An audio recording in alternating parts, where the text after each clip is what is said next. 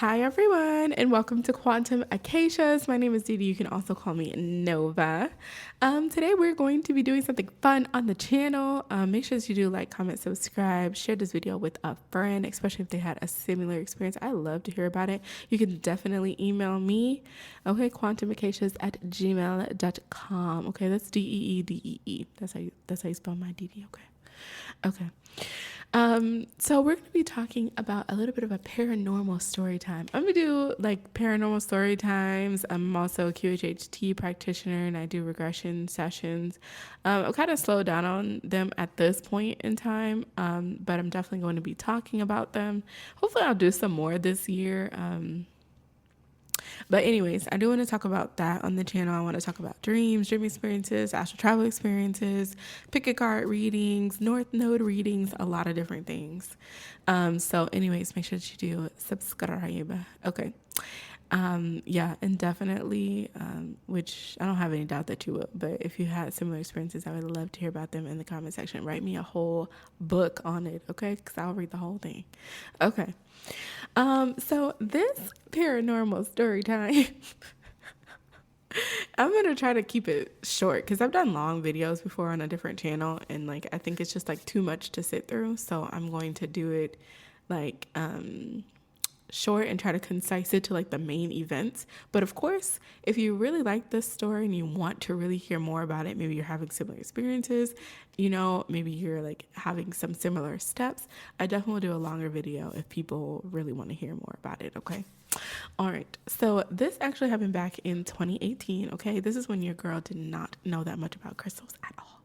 Okay. So this was around my birthday in 2018. So it actually could have been the night of my birthday going into the 27th. So I'm born on December 26th. I'm pretty sure, yeah. So I'm going to backtrack a little bit, okay? So a little bit earlier in the year, I think this was in November. I don't think it was like too far. Could have been October. I feel like it was November though. But anyways, I went to my old college campus because they were having a psychic investigator on campus that was going to be doing free readings with I think she was his wife or girlfriend or something, which there's like a synchronicity of events on how I even got on my old college campus that particular day and even saw this flyer. And it was open to the general public, so you didn't have to still be going there in order to attend. And so I decided to go. So Ray and I went there. We decided to go and get readings. So it was free. And of course, it was tons of people on campus that wanted a reading. So they were like kind of short, like, maybe like 7 minutes a piece. Okay. So when we got up there, this woman, she told me, she was like, you have 7 angels around you. And I was like, oh, 7. She was like, yeah. A lot of people don't have that many angels around them, but she was like, they came through really strongly. You have 7 angels around you. And I was like, oh, well, thank you. And she was like, yeah, and you are a very gifted medium, which I don't think at that point, even though I was having mediumship experiences, definitely, and I'll probably talk about that at another time too. I was definitely having mediumship experiences, but I didn't necessarily consider myself to be a medium. Even now, like I get messages and I talk to spirit. And I talk to spirits, but I feel like there has to be more qualifications, or I don't know. You know what I'm saying? Like you have to have like a process and like make sure that the information is, I mean, that could also be a perfectionist part of me, my Virgo talking. But anyways, my point is that she was like, you're also a medium. So you want to be very conscientious of spirits and things that are talking to you. And I was like, yeah, I'm actually having an experience like that right now, because I was. And so she was like, yeah, and you're also really highly empathetic. Now, I want to say that this is one of the first times that I heard about empathy, where I really actually looked into what an empath was. Like I kind of heard buzzwords and things like that, but so I had my spiritual awakening back in 2013. So this is 2018, it's 5 years later. And after my spiritual awakening, I went into like, let's say like a higher form of Christianity. And then eventually I came out of that and I was kind of immediately thrown back into dream work. So I had been an avid dreamer when I was a kid, but a lot of those dreams I didn't remember, but they're very lucid and vivid. And I remember actually being them, Wow. Being in them. Like I had dreams about unicorn, all type of stuff when I was little, different worlds, all different type of stuff. So that was kind of what I got drawn back into, was like avid dreaming.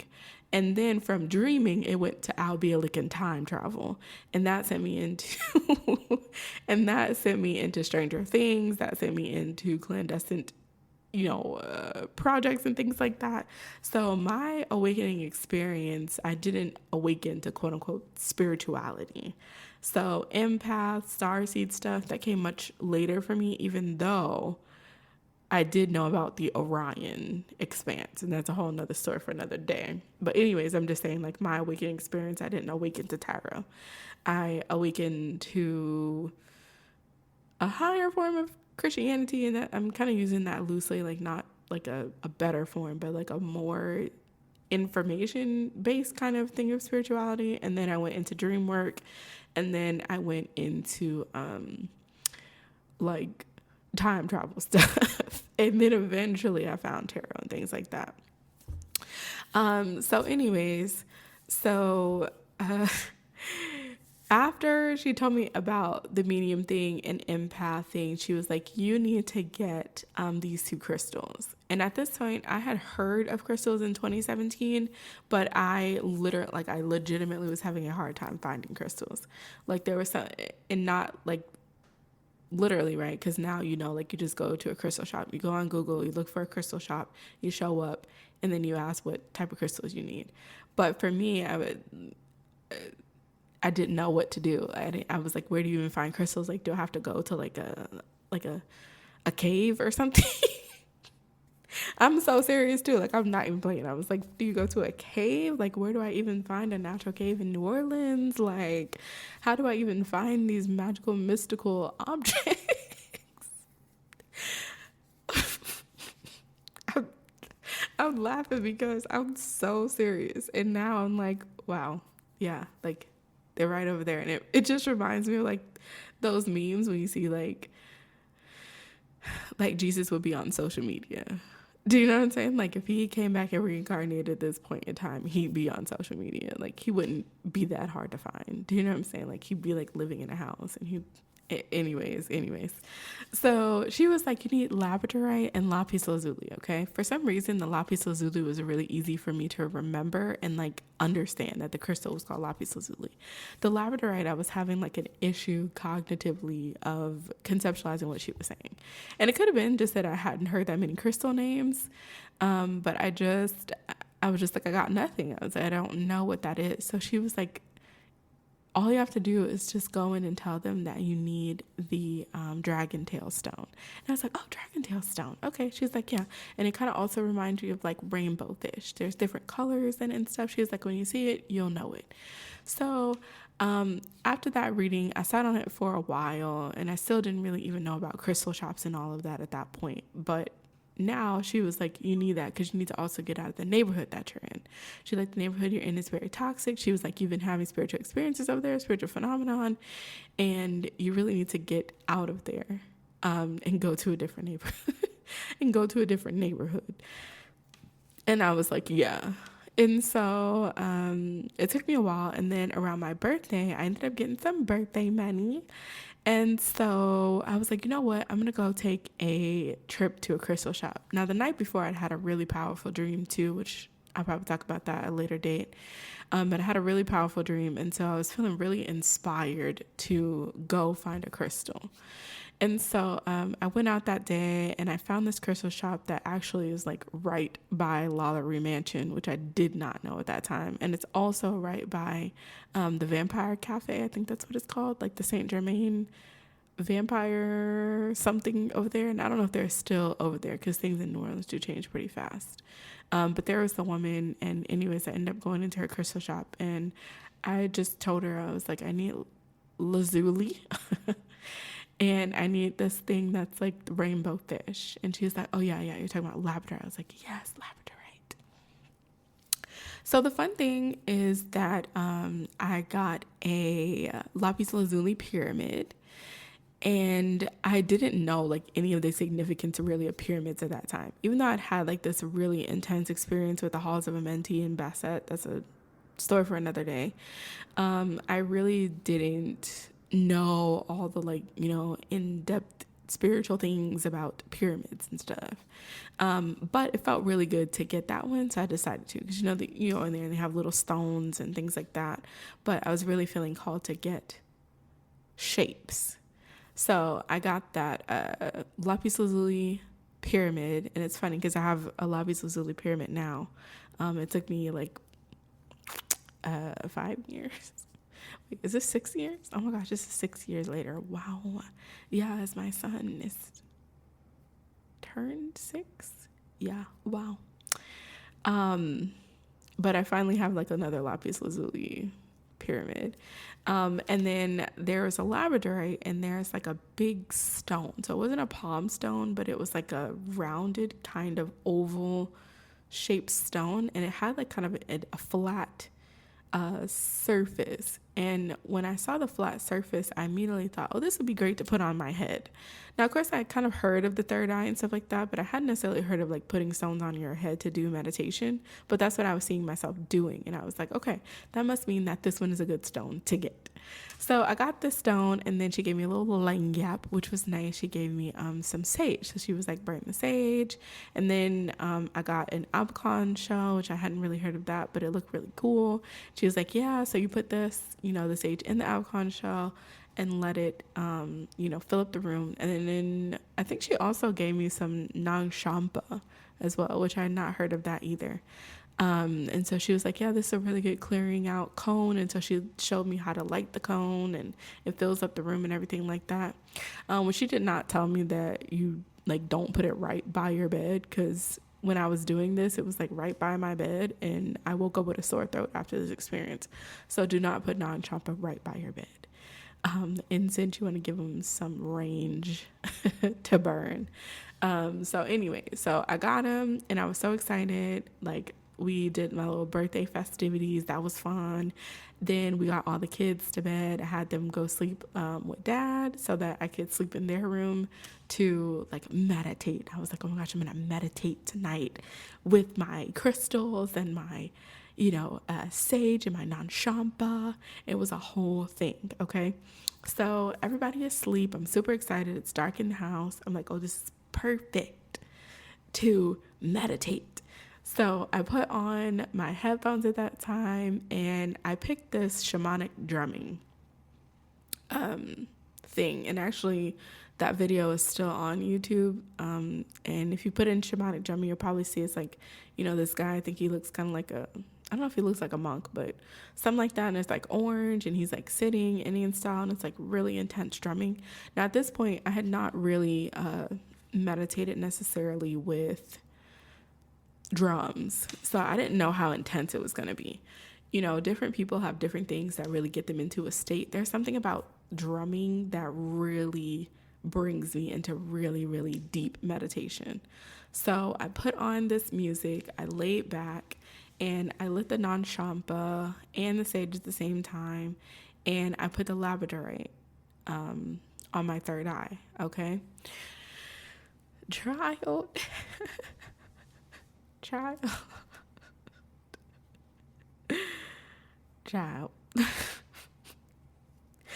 I was not prepared. Okay, I was not, period. I was not prepared. So anyways, as I'm sitting there, like, I'm looking at the darkness, and if you know what I'm talking about, you know what I'm talking about, where like, you start to get deep into meditation. It's not just like closing your eyes and kind of drifting off before bed.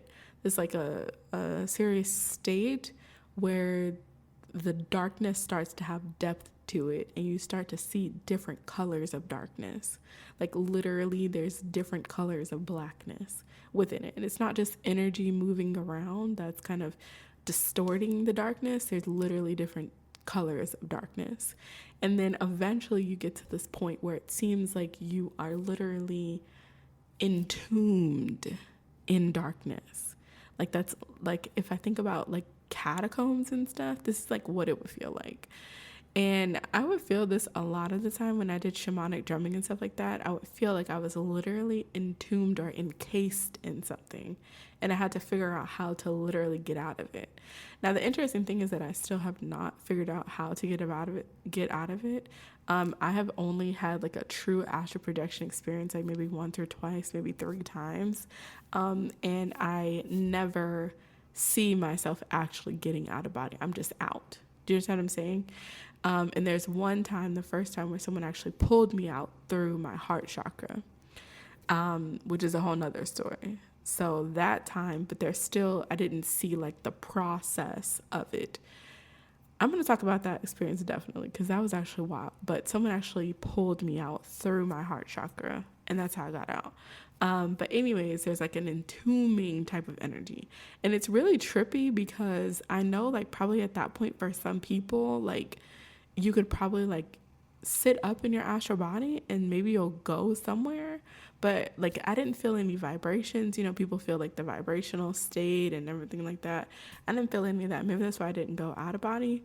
But anyways, it was getting very, very intense. And it literally started to feel like I was almost being transported into the void.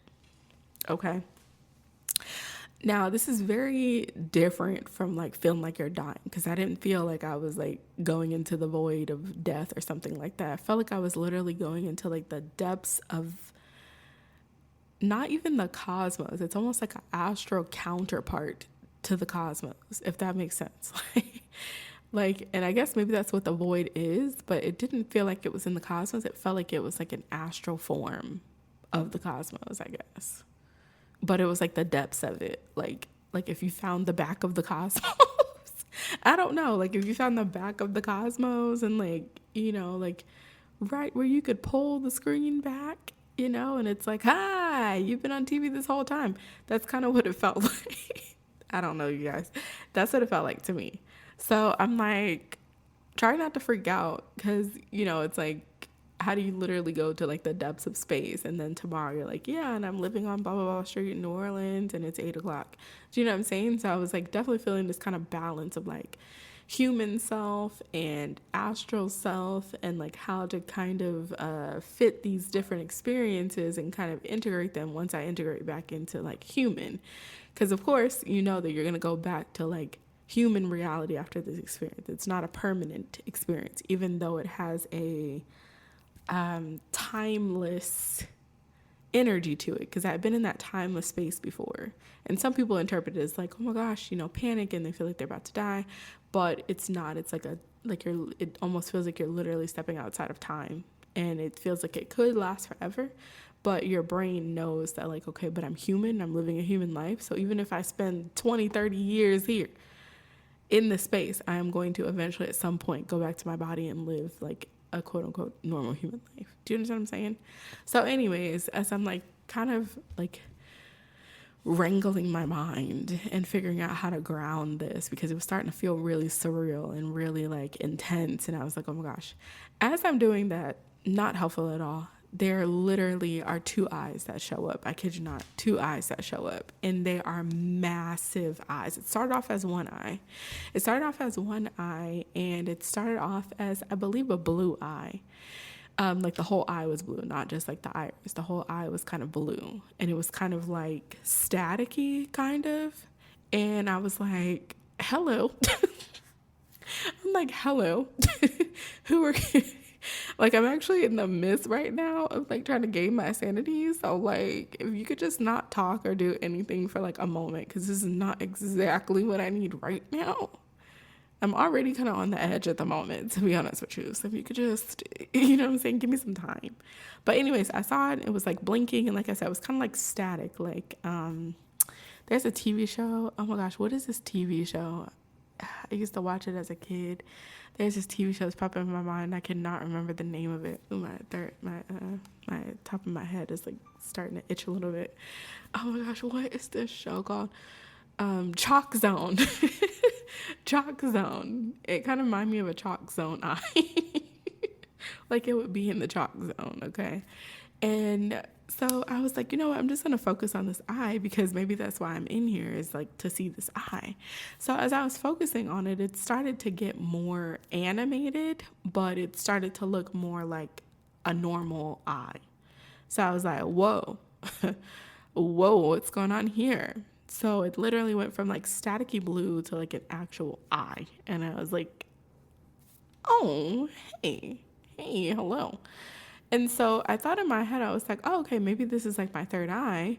And so as I was kind of thinking about that, that's when I saw a second eye appear. And I was like, oh, of course, it's got two eyes. Of course. Like I was only seeing one side of the eye, but of course it's two eyes.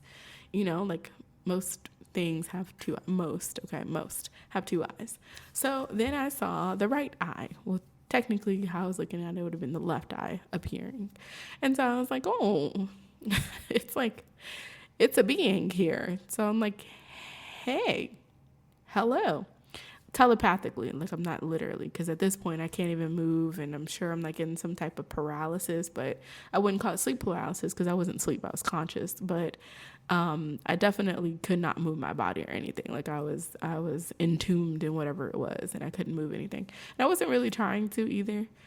And so anyways, these two eyes are staring at me and I'm staring at it, and it was like very vivid. Like it wasn't like, you know how sometimes you're like sitting in meditation and like you can see it, but it's not really like physically popping up like in the dark space, but you can like sense it. Not like I was looking at two eyes, and they were huge eyes.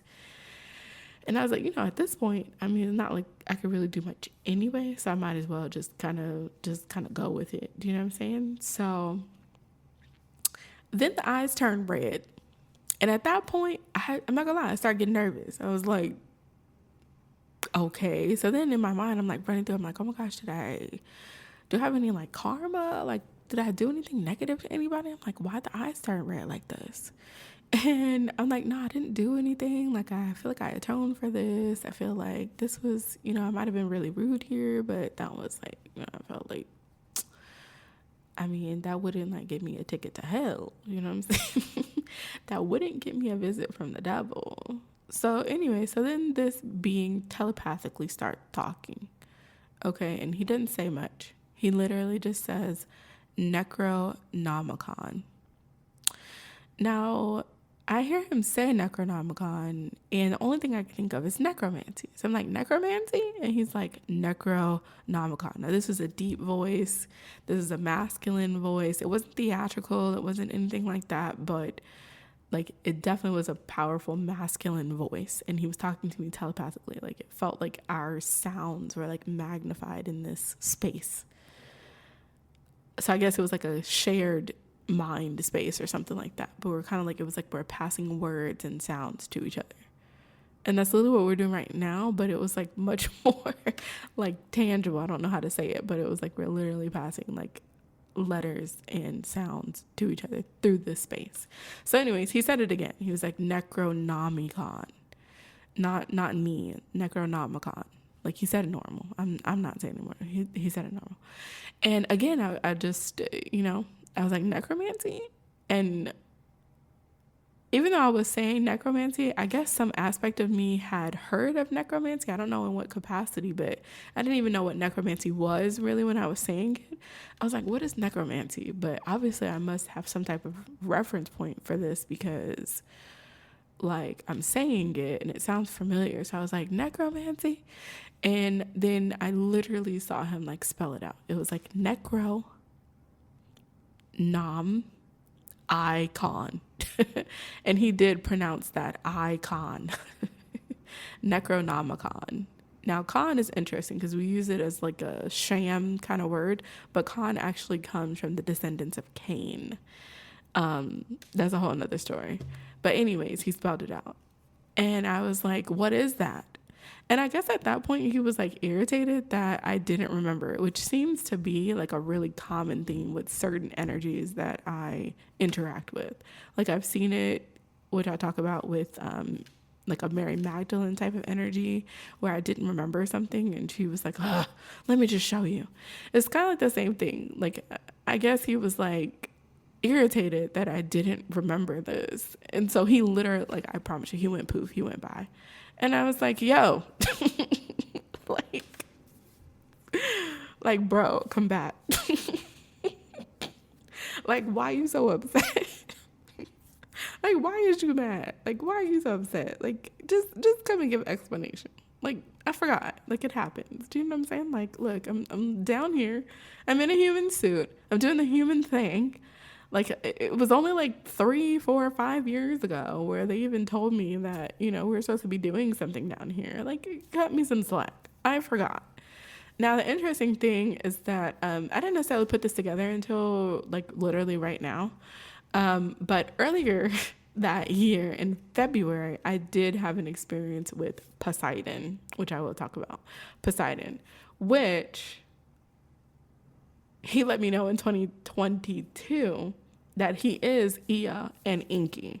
So, of course, Necronomicon coming like later on that year, which does talk about some of the Sumerian deities, makes sense now that I'm thinking about them. Like, oh, snap, that does make sense. Because when I think about Necronomicon, for whatever reason, I think about Enlil now. And then I'm like, oh, yeah, but Enlil and Inky is in there. So, yeah. And then I woke up and I literally tried to research it like that day. I tried to research it when I woke up. Because like I said, even Christmas, I had a really intense dream that I will talk about at some point. I had a really intense dream. It was kind of like, 2 for 2. No. 2-0. Like I was on a winning streak with spiritual uploads.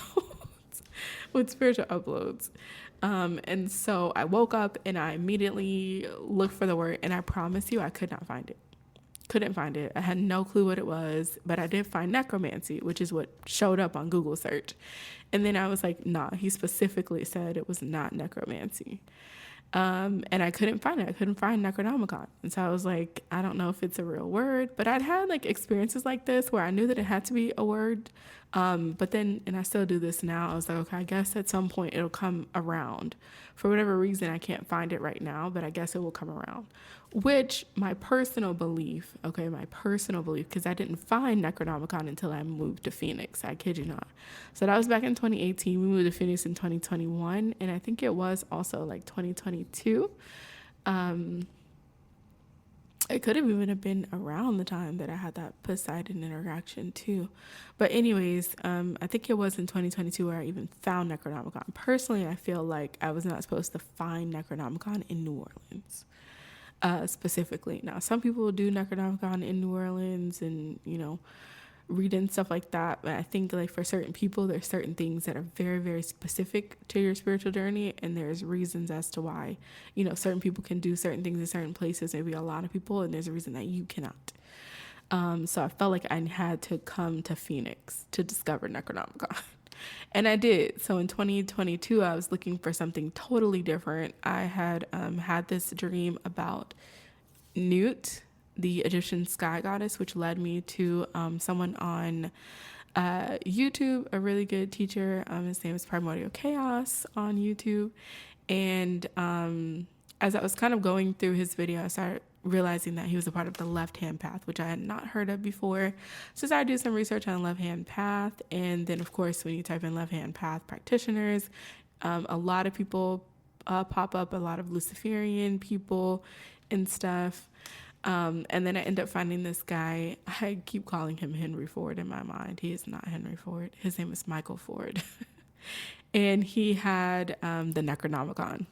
When I saw the Necronomicon on his channel, when I tell you I passed out and came back to life probably like 3 times already at that point, because I was like, I literally was searching for it. Now, after that like initial day or maybe like week or whatever, not being able to find it, I don't know why I wasn't able to find it.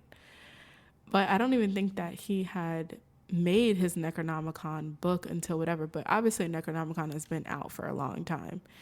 But I just could not find it for like a week. And then I just, got caught up into something else and kind of sort of forgot about it. Like it was kind of in the back of my mind, but I kind of like forgot about it because I hadn't seen that entity in the same way, at least. Because I mean, now that I've been in spirituality and like in the astrals and stuff like that, I realized that they come in different forms, but I've not seen that energy in that form again, like even to this day, that I can remember right now. Because maybe I have and I forgot.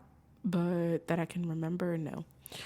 And so literally I'm like looking for something else, completely something else. I'm looking for like information on left hand path. And then literally I find this guy and he's like, yeah, the Necronomicon. I'm like, what? I literally got the name of that in a visualization. It was crazy. It was crazy. And so last year in March, I ended up doing a thing again with Neath. So Newt, maybe there's some type of connection because now that I'm thinking about it, Newt was a part of this as well, where I did like this 369 method of incorporating my bee shamaness form, which that's a video for another day too, because that's a whole other thing with Newt. And actually there was a wasp in the house again today. So when I did this 30-day bee shamaness integration of my shaman aspect, which I wasn't sure if I had one, but that's what I felt like I should do, 369 method for 30 days, which I did in March. I found out that it was actually not a bee shamaness, but I was a wasp shamaness. And there's actually like I kid you not, literally there was a wasp in the house in my office this morning, and I have no clue how it got in here. And it was a brown paper wasp, which brown paper wasp are some species. I just saw a sparkle in here. Hey, are associated to making honey. Because it was clear that I was connected to honey, but I was connected to honey producing wasps, not honey producing bees, honey producing wasps. And then I also saw a beehive that actually had eight-sided cells. So not the hexagon structure, but octagonal structure. And I saw somewhere like on like this one website, or maybe like this one website, maybe two websites, I was able to kind of find where someone said that sometimes paper wasps make octagonal hives. And I was like, what? Anyways, I'm pretty sure this was an Arizona brown paper wasp that was in here. And I literally opened the door and then it flew out. I kid you not. And I was in here the whole night. So I don't know where this wasp was in the house or when it was in here, but I literally didn't see it until it was leaving. And oh my gosh, and the interesting thing is that I was watching this video by Bobby Hemmett that was talking about the Necronomicon. And that's when I literally saw the wasp hit the door. And I was like, that thing looked like it's inside. I'm like, it can't be inside. I'm like, why is it walking on the window outside so strangely? Baby, it wasn't walking on the window strangely. It was inside. And I was like, what? Where did this wasp come from? Oh, goodness gracious, child. Life, it's a strange thing. So anyways, in March, along with that, after I did the 30 days, I felt the call to,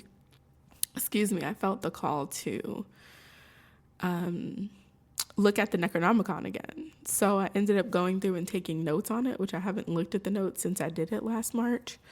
But there must be some type of connection, at least for me, I don't know about in general, between Newt, the sky goddess, or Net.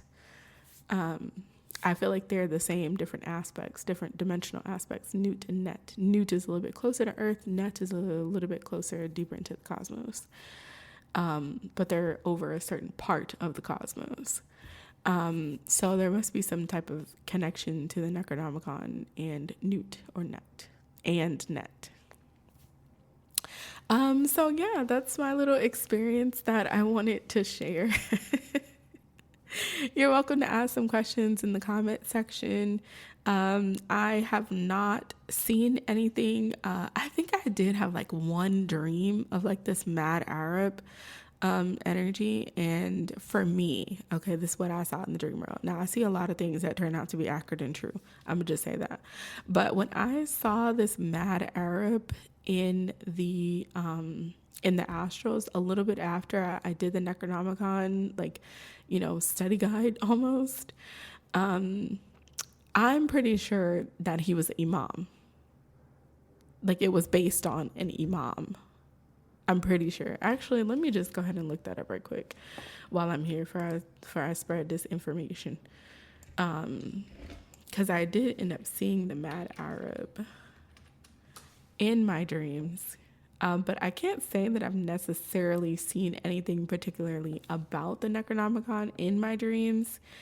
as far as like any type of ritual or anything like that, but I've definitely seen things about Sumerian gods and goddesses and stuff like that.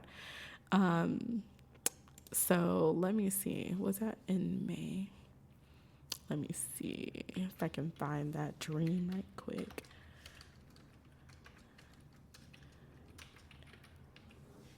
Yeah. Okay. So on May 9th, I dreamed about a spirit was swiffering the floors.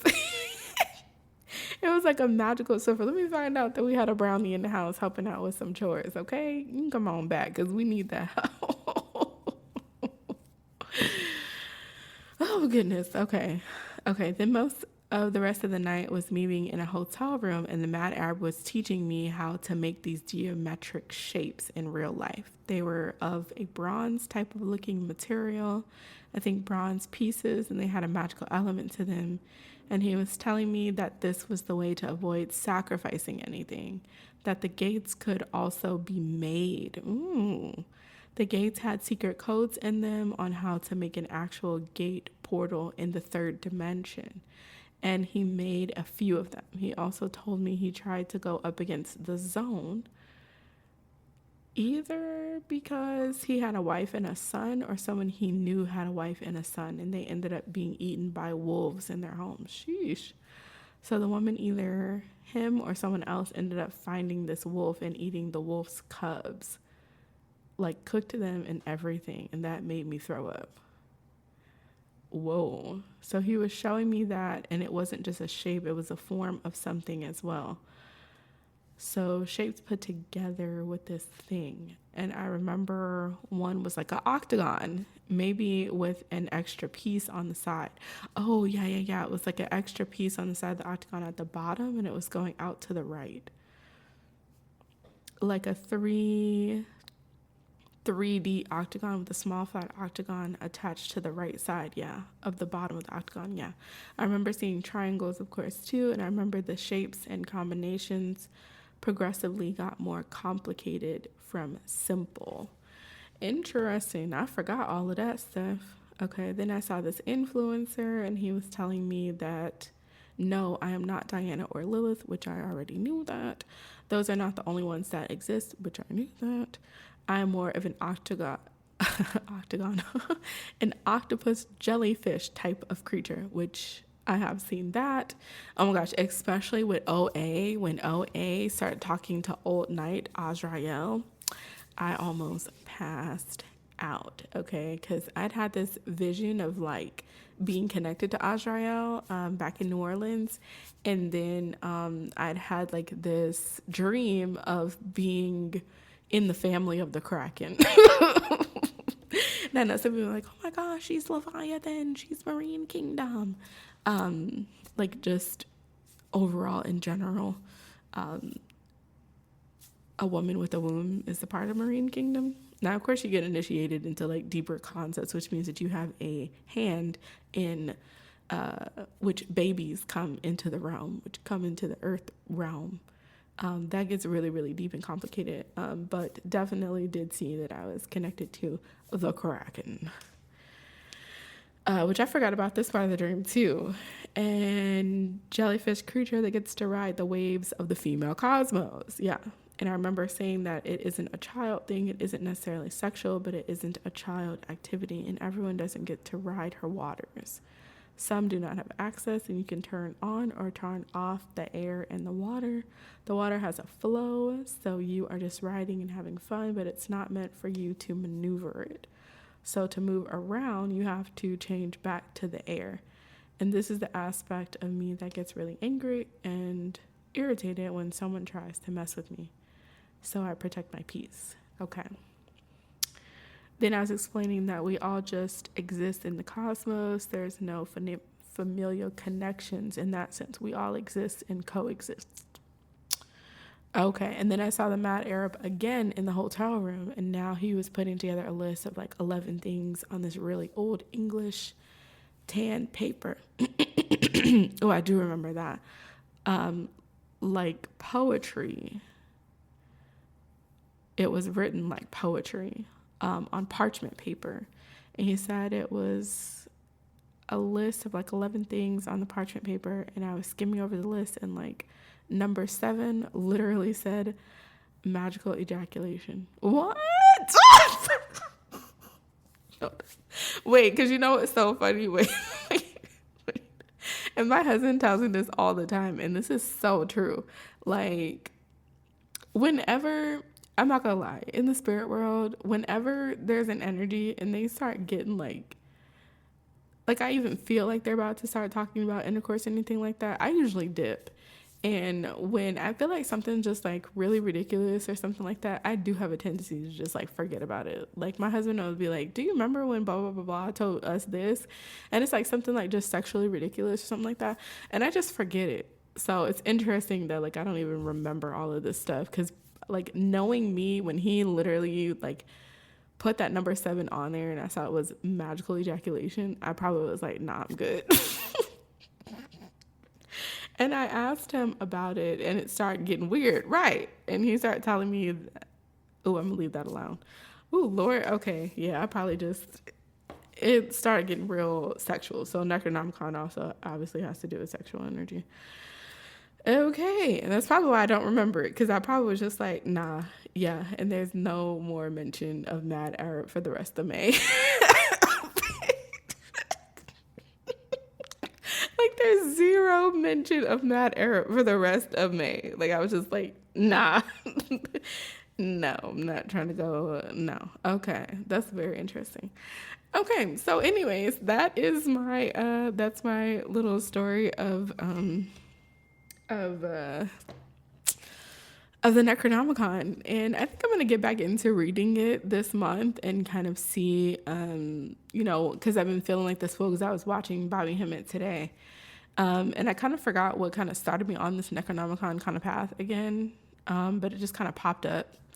So I might look into it again and see, read it again. But one thing that I will tell you about spirituality in general, if you're kind of new to the path, once you start reading things, you already start interacting with it.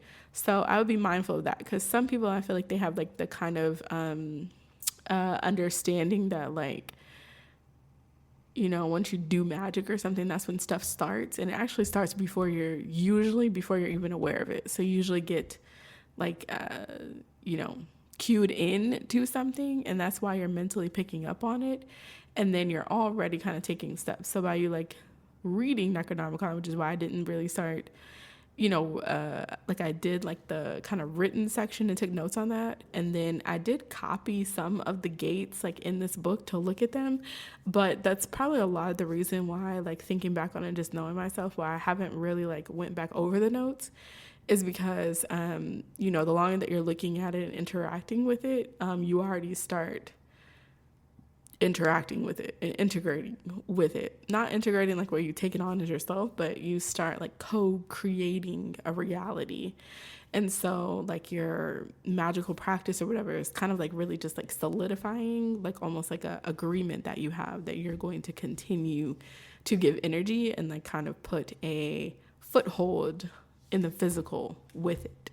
It's still kind of spiritual and mental. So it's kind of two, I heard the 3 battlegrounds. I read that book during my awakening. It's kind of 2 aspects of reality. And then when you do the actual ritual or whatever the ritual says, that's 3, which doesn't also guarantee necessarily anything. But you definitely open up some type of portal for things to possibly start happening, where you can start interacting with them on a much more tangible reality. So I will say that it's very interesting, but it's also very real. Okay, so be mindful of that. Yeah, my friends, so that was my little shindig on that. I feel 44 minutes or so. I feel that's relatively short, right? Anyways, if you have any questions in the comment section below, let me answer this question. I do not know who that being was. He did not tell me his name. I don't know who he was, but from the Lovecraft book, I assumed that it was Cthulhu. It could not be Cthulhu. I haven't read it. I might actually read a part of the Cthulhu mysteries to see if they specifically talk about this entity with the red eyes or whatever, but just intuitively I would assume that he's Cthulhu, or a being really close to Cthulhu. Which I don't know who Cthulhu is representing, so I still have to do some more research. But yeah, if you have any questions, anything like that, I would love to answer them. You can put them in the comment section below. You can send me an email, quantumacacias@gmail.com, and I will see you in the next video, friends. Bye.